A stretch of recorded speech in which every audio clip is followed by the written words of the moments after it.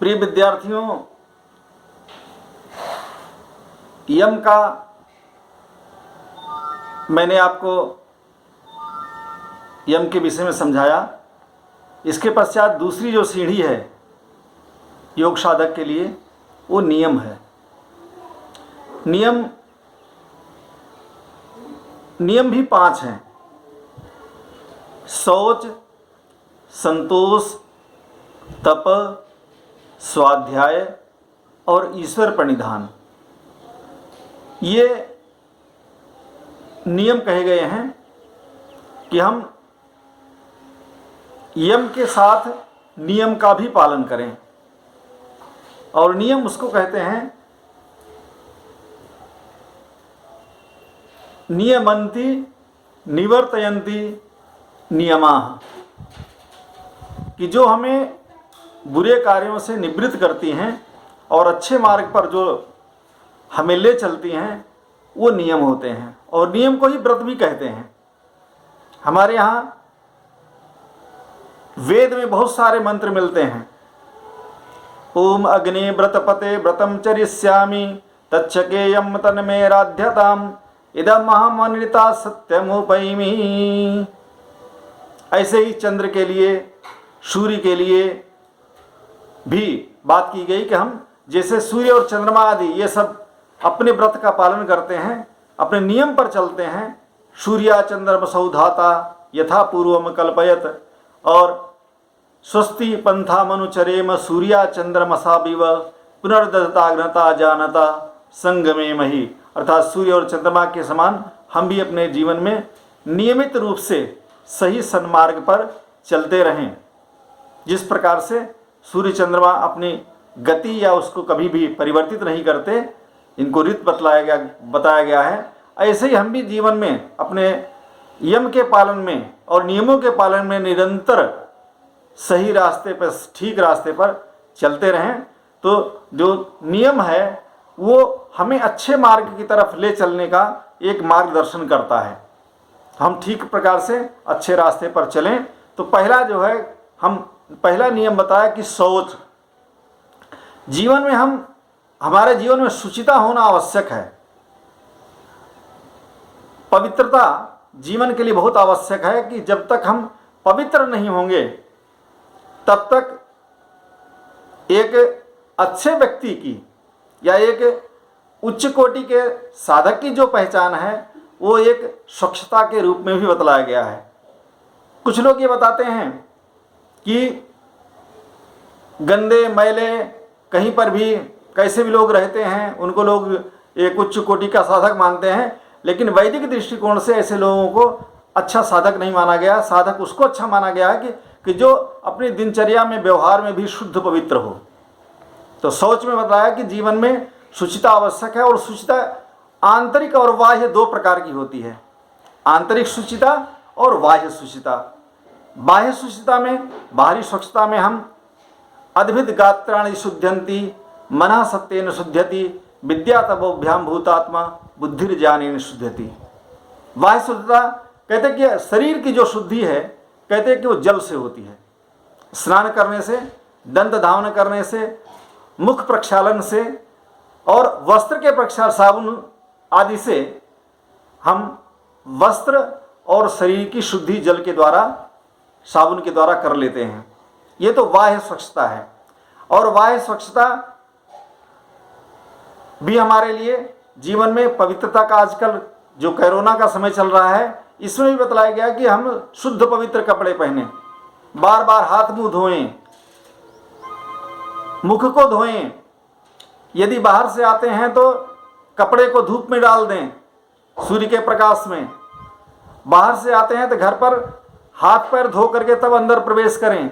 ये सब कोविड-19 से लड़ने के लिए भी आवश्यक है और वैसे भी आवश्यक है। हमारे प्राचीन काल से ये परंपरा रही है कि लोग जब भी आते थे तो लोगों के हाथ पैर धुलवा करके तब अंदर प्रवेश कराया जाता था। जूते चप्पल वो सब बाहर निकाल करके अंदर अंतःपुर में प्रवेश उसी का होता था। जो जूता चप्पल बाहर और आंतरिक जो चप्पल आदि होते हैं वो आंतरिक होते हैं, वो बाहर नहीं जाते। तो ये जो है शुद्धता का, शौच का ही एक प्रतीक था। तो हम बाह्य शुचिता के साथ में आंतरिक शुचिता पर भी ध्यान दें कि आंतरिक शुचिता क्या है, कि हम आंतरिक रूप से भी शुद्ध हों, पवित्र हों। आंतरिक शुचिता में फिर इसकी बात आती है कि अंदर से हम मन, वाणी और कर्म से भी पवित्र हों। मनसा वाचा कर्मणा भी हमारे अंदर पवित्रता होनी चाहिए। और इसलिए महर्षि मनु ने अद्भिद गात्राणि शुद्ध्यन्ति मनः सत्येन शुद्ध्यति, कहते मन जो है हमारा सत्य के द्वारा शुद्ध पवित्र होता है। मनः सत्येन शुद्ध्यति, जब सत्य का हम व्यवहार करते हैं, जो जिसका हमें अभी हमने यम में इसको बताया, तो सत्य के द्वारा हमारा मन शुद्ध पवित्र होता है। मनः सत्येन शुद्ध्यति विद्या तपोभ्याम भूतात्मा। जो लोग विद्यार्थी हैं, स्वाध्यायशील हैं, उन लोगों को चाहिए कि वो तप करें। कहते हैं बिना तप के द्वारा विद्या बिना तप के नहीं आती है। तो विद्या तपोभ्याम भूतात्मा, जितना अधिक तप हम करते हैं, तपस्या करते हैं, परिश्रम करते हैं, संघर्ष करते हैं, उससे विद्या बढ़ती है। यदि आलसी प्रमादी होगा तो उसको विद्या कभी भी जीवन में नहीं आएगी। तो परिश्रम के लिए इसलिए काक चेष्टा वको ध्यानम स्वानिद्रा तथैव च अल्पाहारी गृह त्यागी विद्यार्थिनः पंचलक्षणम, इसलिए बताया गया था कि हम अच्छा करें, अच्छे विद्यार्थी हैं तो हमें चाहिए कि हम इनका इन पांचों का भी पालन करें। जब पालन करेंगे तो फिर विद्या बढ़ेगी। विद्या तपोभ्याम भूतात्मा बुद्धिर ज्ञानेन शुद्धिति, और उत्तम आध्यात्मिक ज्ञान के द्वारा हमारी बुद्धि भी शुद्ध पवित्र होती है। तो हम शुद्ध पवित्र इनके द्वारा जो है हम आंतरिक शुद्धि को, अर्थात मन, वाणी, कर्म, विद्या, इन सब की भी शुद्धता पवित्रता का ध्यान रखें। और साथ में आहार की भी शुद्धता का भी ध्यान रखें। यदि आहार की शुद्धता यदि रखी जाती तो संभवतः आज जो कोविड-19 की जो बात की जा रही है, कोरोना वायरस की बात की जा रही, जो संक्रमण हुआ, वो क्योंकि आहार के गलत प्रयोग से और मनुष्य के, जबकि जो मांसाहार मनुष्य का भोजन नहीं है, मनुष्य का जो भोजन है वास्तविक आहार नाल और शरीर की बनावट के अनुसार शाकाहार ही मनुष्य का वास्तविक भोजन है। क्योंकि हमारी जो आहार नाल है वो बहुत लंबी 72 फीट की मानी जाती है। तो वो यदि, जबकि मांसाहार मांस बहुत जल्दी सड़ता है, और जो शाकाहारी भोजन होता है वो लंबे काल में पचता है। तो इसलिए मनुष्य के लिए शाकाहार ही सही भोजन है, ठीक भोजन है। तो हम इन स्वच्छता के साथ में हम आहार शुद्धि की भी मैं बात जोड़ रहा हूं, क्योंकि इस समय उसका संक्रमण चल रहा है। तो इसका पालन न करने से ही ये संक्रमण फैला चाइना से, कि वहाँ पर लोग मांसाहार करते हैं, सभी जीव जंतुओं का मांस। मैंने पिछले उसमें भी यम वाले उसमें कहा कि पेंगुलिन के माध्यम से यह संक्रमण फैला। तो उसके लिए यदि वहाँ के लोग भी अगर शुद्ध पवित्र भोजन करें और पवित्र जीवन बिताएं तो इस संक्रमण से बहुत जल्दी सहायता, इससे निवारण हो सकता है, हम जल्दी वो कर सकते हैं। इसलिए भारतीयों में और जो लोग शाकाहारी हैं उन लोग को संक्रमण कम हो रहा है। तो संक्रमण से बचने का एक ये भी उपाय है कि हम योगाभ्यास करें, साथ में नेचुरल जिंदगी जिएं, और अपने हमारी जो आयुर्वेदिक औषधियां हैं, गिलोय है, तुलसी है, हल्दी है, इन सब का काढ़े के रूप में प्रयोग करके हम अपनी इम्यूनिटी पावर को बढ़ाएं। अदरक का प्रयोग करें, लहसुन का भी प्रयोग इस समय करें, प्याज का भी प्रयोग कर सकते हैं। और इसके नींबू, जितने भी नींबू है, संतरा है, आंवला है, ऐसी चीज़ें हम प्रयोग करें कि जिससे हमारे अंदर रोग प्रतिरोधक क्षमता हमारे अंदर बढ़े। उन सब चीज़ों का हम जो है जब ध्यान रखेंगे, तो जब हम सोच रखेंगे आहार पर भी, तो निश्चित रूप से जल्दी से हम इस संक्रमण में भी विजय प्राप्त करेंगे। और जो सोच है हमारा और जो शुद्धि है, तो वो हमारी जो हमारे अंदर जो ईर्ष्या, द्वेष, मद, मात्सर्य, राग आदि जो आते हैं, कहते ये भी एक असोच है, अपवित्रता है। तो उस पवित्र करने के लिए हम इन पर भी नियंत्रण करें कि इनसे दूर रहने के लिए हमें शुद्ध पवित्र जीवन, आभ्यंतर शुचिता की भी आवश्यकता है। हम आध्यात्मिक सात्विक आहार का भोजन करें, और साथ में जो संक्रमण से लड़ने में सहायक औषधियाँ हैं उनका भी प्रयोग करके हम अपने को बाहरी रूप से भी और आंतरिक रूप से भी शौच के द्वारा ठीक प्रकार से चल सकते हैं। तो शौच जो है और योग मार्ग में भी शौच आवश्यक है कि हम हर प्रकार से हम आंतरिक रूप से और बाह्य रूप से भी शुद्ध पवित्र हों। शुद्ध पवित्र अंतःकरण में ही कहते स्वस्थ शरीर में ही स्वस्थ मस्तिष्क निवास करता है। तो हम जब पवित्र, क्योंकि पवमान मंत्रों में हम परमात्मा से प्रार्थना करते हैं, पवमान मंत्र जो हैं, और इसके अतिरिक्त जो पवमान आहुतियाँ हम देते हैं, 4 पवमान आहुतियाँ, जिसमें हम प्रार्थना करते हैं परमपिता परमात्मा क्योंकि पवित्र है, तो वो जो है हम सबको शुद्ध पवित्र जीवन प्राप्त कराए और हम लोग पवित्र होकर के ही परमात्मा को प्राप्त कर सकते हैं। तो साधकों के लिए आवश्यक है कि जीवन को शुद्ध पवित्र बनाएं, शौच से युक्त बनाएं, अर्थात पवित्र जीवन बिताएं। जब ऐसा करेंगे तो निश्चित रूप से शौच सिद्ध होगा। अब आगे फिर उसके बाद दूसरा है संतोष। परिश्रम के पश्चात हम परिश्रम जब करते हैं तो पूर्ण पुरुषार्थ के पश्चात, ऋषि दयानंद कहते हैं कि पूर्ण पुरुषार्थ के पश्चात हम जो परिणाम स्वरूप जो मिलता है हमें, उस पर हम संतोष करें। पूर्ण पुरुषार्थ के पश्चात जो हमें पारिश्रमिक मिलता है, बदले में मिलता है, उस पर हमें संतुष्ट रहना चाहिए। यही सबसे बड़ा संतोष है। ऐसा नहीं कि निकम्मा निठला रह करके भाग्यवाद पर विश्वास करके कि हम कुछ भी ना करें और संतोष करके बैठ जाएं। जीवन में आगे बढ़ने के लिए आवश्यक है कि हम बड़ों को भी देखें, उसको देख करके हम प्रगति के मार्ग पर बढ़ें, जो हमसे उच्च कोटि के लोग हैं, और साथ में निम्न कोटि के लोग भी जो हैं उनको देख करके हम ये वो करें कि हमसे बहुत सारे ऐसे लोग हैं कि जिनके पास हमारे जितने साधन नहीं हैं। तो इसलिए हम दोनों को आगे बढ़ने के लिए ऊपर वालों को और नीचे उसके लिए नीचे वालों का भी ध्यान रखें कि हम जीवन में कि उनसे भी प्रेरणा लेते रहें, दोनों से, जो आगे बढ़ने के लिए ऊंचे वालों से और सांत्वना के लिए नीचे वालों से। कि हमारे जैसे निम्न कोटि के बहुत सारे लोग हैं कि जिनके पास हमारे जैसे प्रचुर साधन उपलब्ध नहीं है।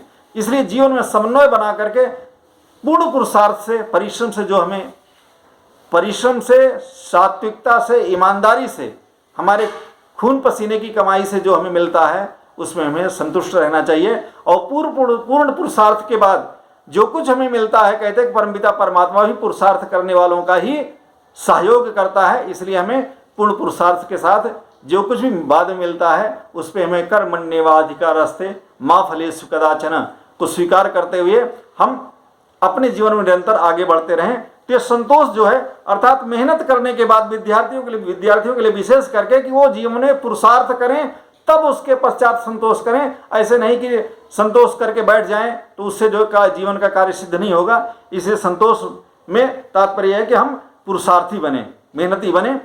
और पुरुषार्थ के बाद उस पर फिर अगला है तप। तो तप के लिए बतलाया कि द्वंद्व सहनम तपः।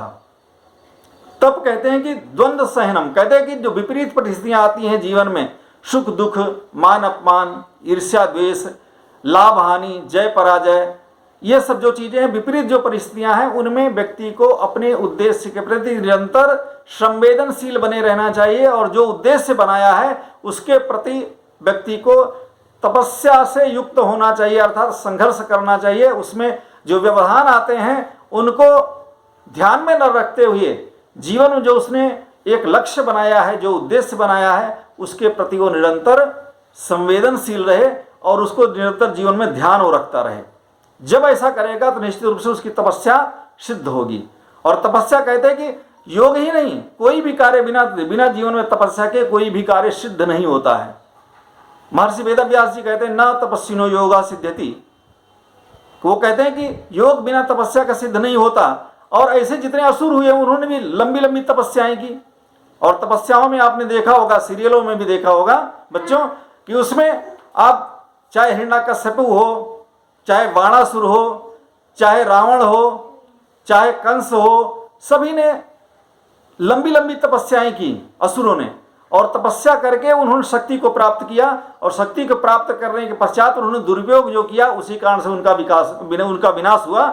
इसलिए तपस्या जीवन में आवश्यक है। और जो तपस्या करते कहते उनकी ही, हमने पहले भी कहा कि तप जो है विद्या तपोभ्याम भूतात्मा। अगर विद्यार्थी हैं तो उनके लिए तप आवश्यक है, साधक हैं उनके लिए भी तप आवश्यक है। बिना तप के जो है कार्य कोई भी सिद्ध नहीं होता। इसलिए परिश्रम करने के लिए, तप करने के लिए जीवन में निरंतर सानिध्य रहना चाहिए, तत्पर रहना चाहिए।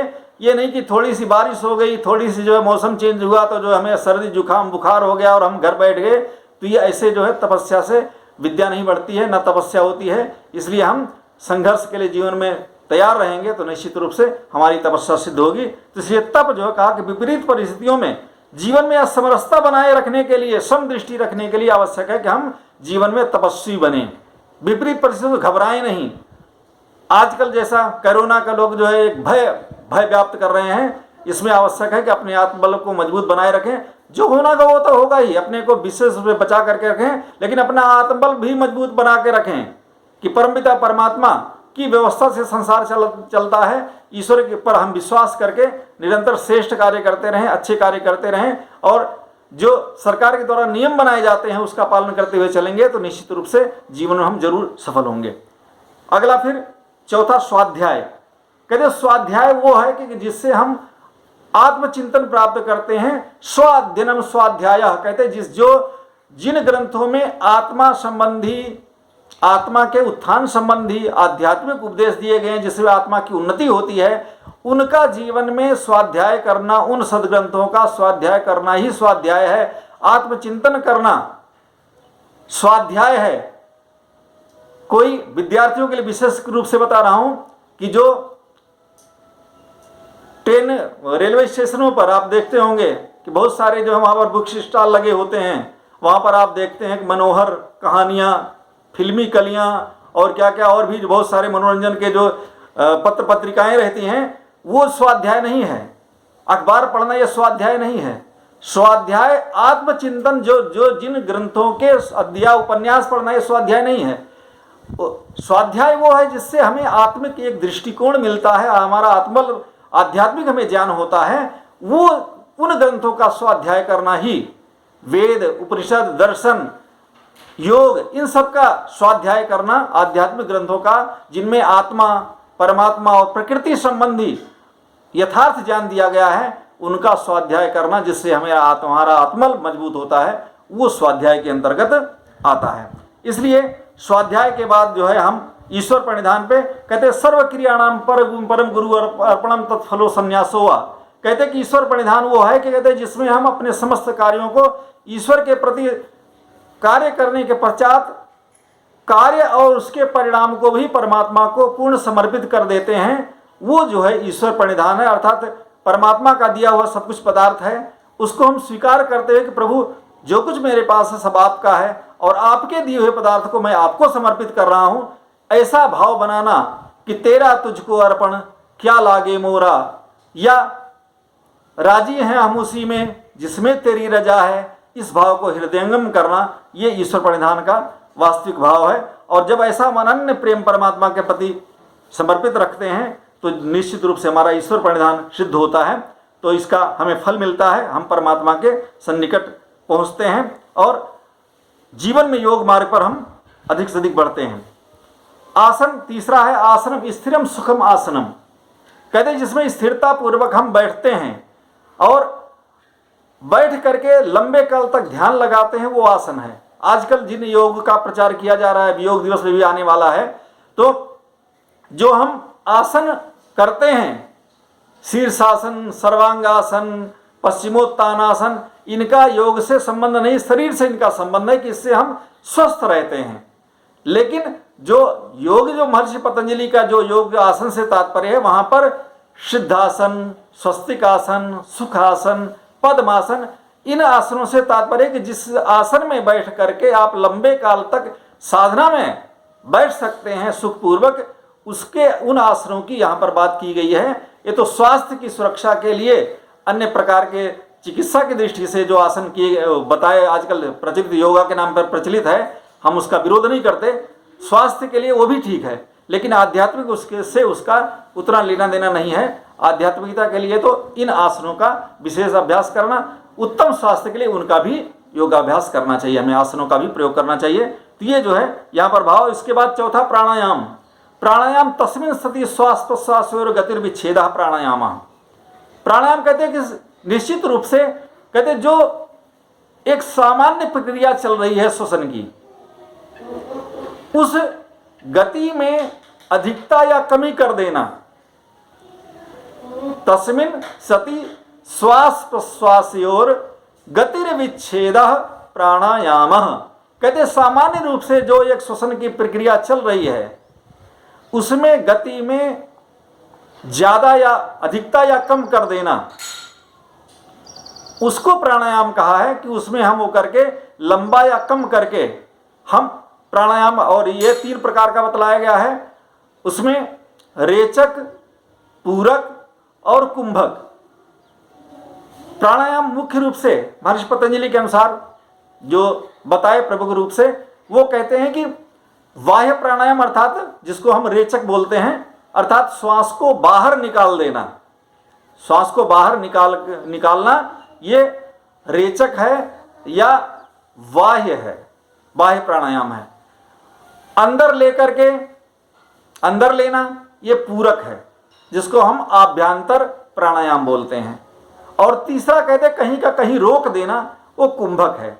और इसी का कुंभक का दोनों के साथ प्रयोग होता है कि बाहर निकाल करके बाहर श्वास को रोक देना, कहते ये बाह्य कुंभक है, और अंदर लेकर के श्वास को अंदर रोक देना, रोकने का प्रयास करना, ये जो है आभ्यंतर कुंभक है।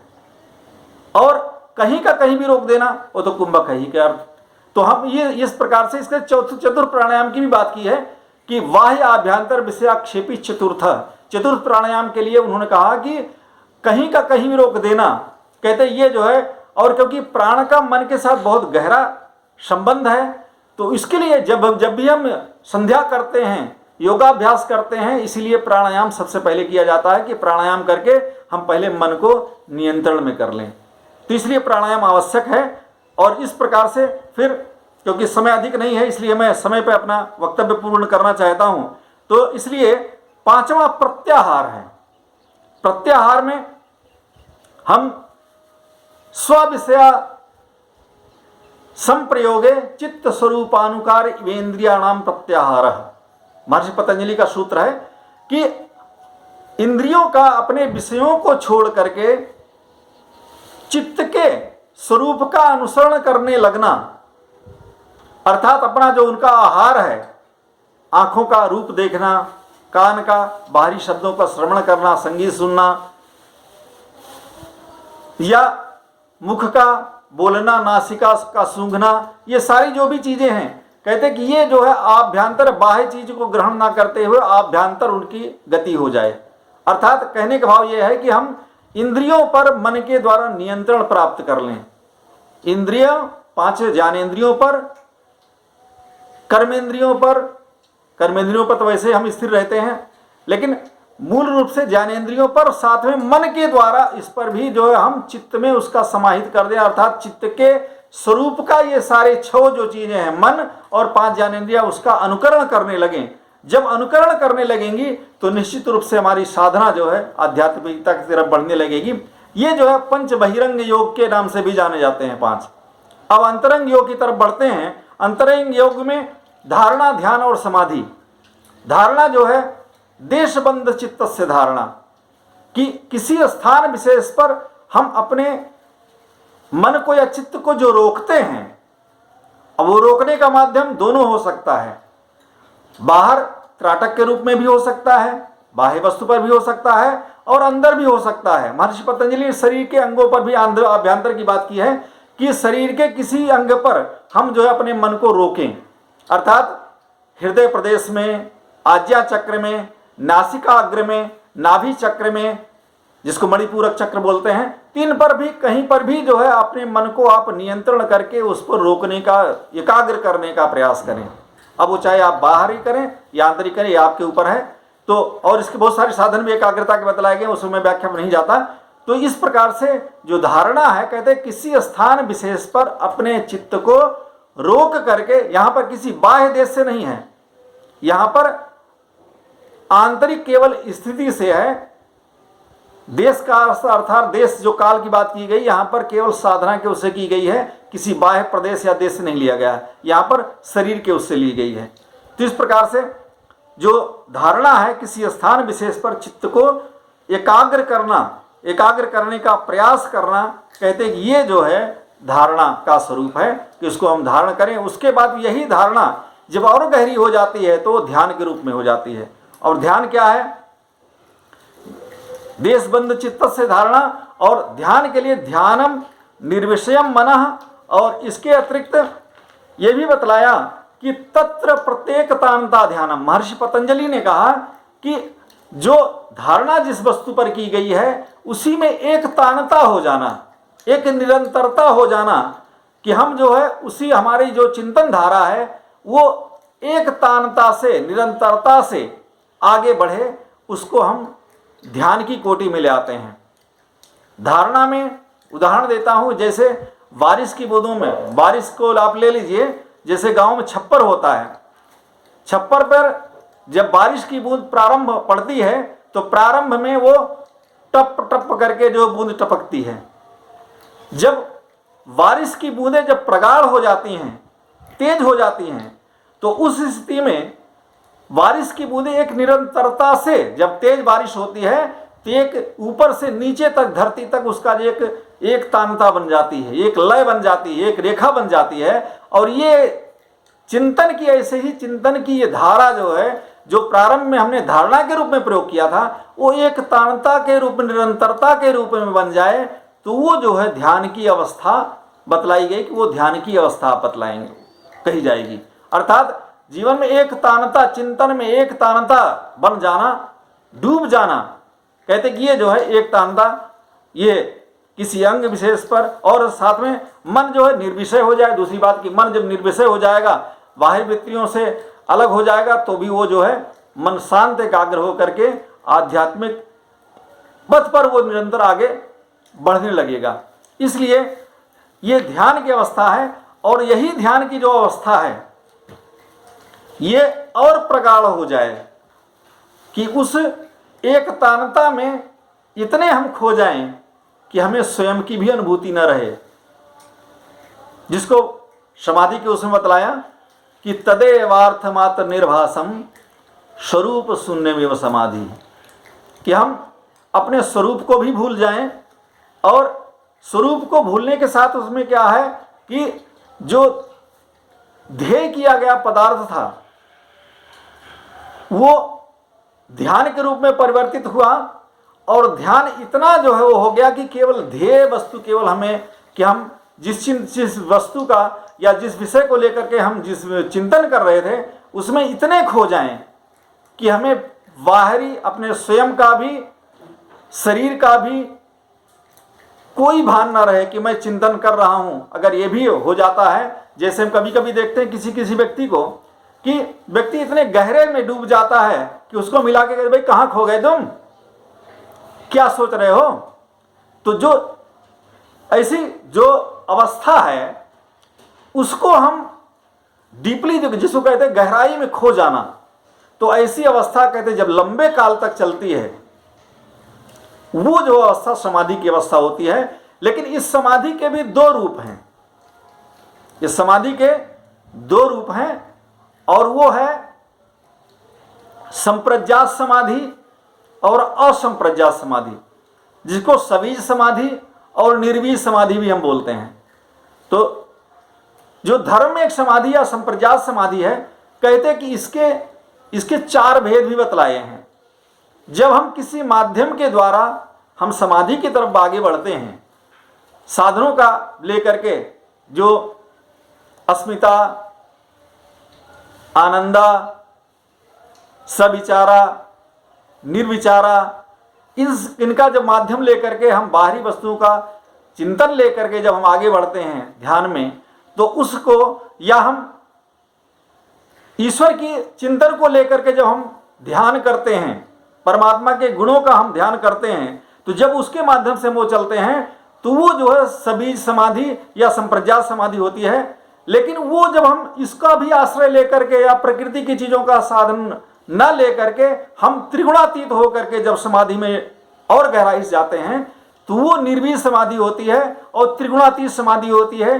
जो योगा समाधि की बात महर्षि पतंजलि ने योग दर्शन के प्रथम सूत्र में दूसरे सूत्र में बताया कि उस समय चित्त के स्वरूप में अवस्थिति हो जाती है, आत्म स्वरूप में अवस्थित हो जाता है साधक, उस जिसको योगा समाधि कहा है, वो चीज इसमें बतलाया गया है। इति ओम।